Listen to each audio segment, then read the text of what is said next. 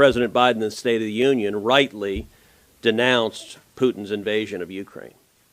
But nowhere in his remarks did he acknowledge his own responsibility for this invasion. This invasion was preventable.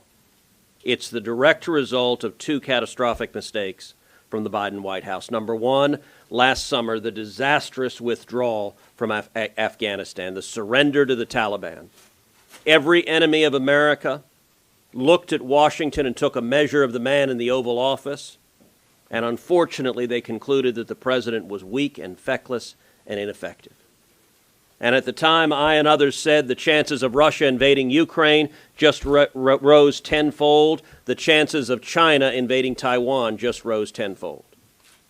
But secondly, it was very specific mistakes President Biden made towards Ukraine and Russia that caused this invasion.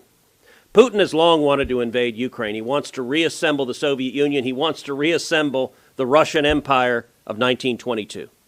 He did invade Ukraine in 2014, Crimea, the southern part, but he stopped short of a full invasion. Why?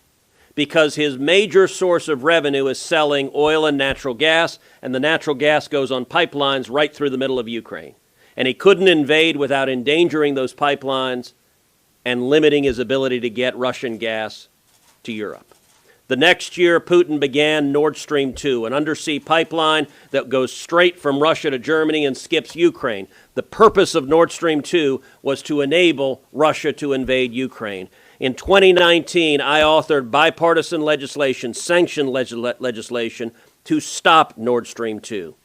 Every senator here supported that legislation. We passed it with overwhelming bipartisan support. President Trump signed that sanctions legislation into law, and Putin stopped building Nord Stream 2 the day the sanctions legislation was signed into law. The pipeline remained a dead letter for over a year. Joe Biden became president on January 20th, 2021, and Putin recommenced deep-sea construction of Nord Stream 2 4 days later on January 24th.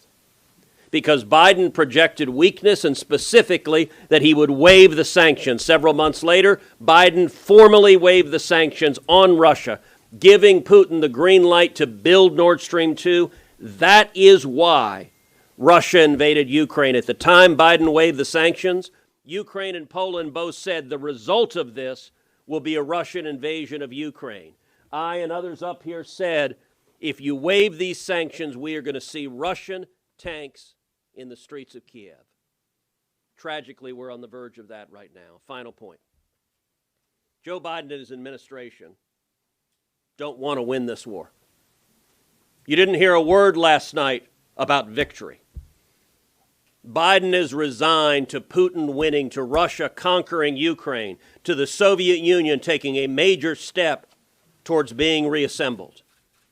His entire administration, both publicly and privately, holds out no hope for victory.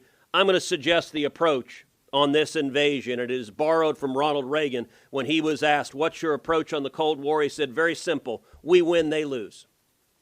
We should do three specific things to win. Number one, we should pass legislation making Nord Stream 2 sanctions permanent and not waivable by Joe Biden.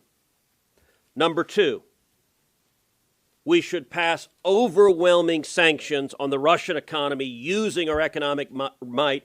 Jim Risch's Niet Act is a major step forward, and it is Democrats that are protecting the Russian economy right now by stopping those sanctions. The Biden sanctions inexplicably exclude energy. Putin's major source of revenue is selling oil and gas, and Biden's given an exception.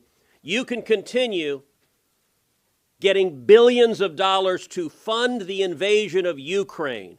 We ought to shut down all Russian oil and gas sales in the United States, and we ought to lead a worldwide boycott of Russian oil and gas. Yesterday, I talked with the former CEO of the largest natural gas company in Ukraine who was in my office. He described, if you want to stop Putin, the only way to do it is hit it where it hurts, which is his oil and gas revenues. He believes Europe can't give them up. There are enough reserves, there's enough production worldwide to fill that gap with American leadership. And that's the one thing that can weaken Putin and cause this invasion to fail. And finally, third, we need to be providing far more lethal military assistance to Ukraine. Nobody wants to see, and we should not see, American troops engaged in combat with Russian troops. But we should be providing weapons like javelins and stingers in far greater quantities to the Ukrainians who are heroically fighting to defend their homeland. That's how we win. But Joe Biden doesn't want to win, doesn't believe we can win. He believes weakness and appeasement is the path forward. It's how we got here. And if we continue with weakness and appeasement, it will result in a Russian victory, and that is terrible for Ukraine, terrible for Europe, terrible for America, and terrible for the world. We can win if we rediscover American strength and resolve.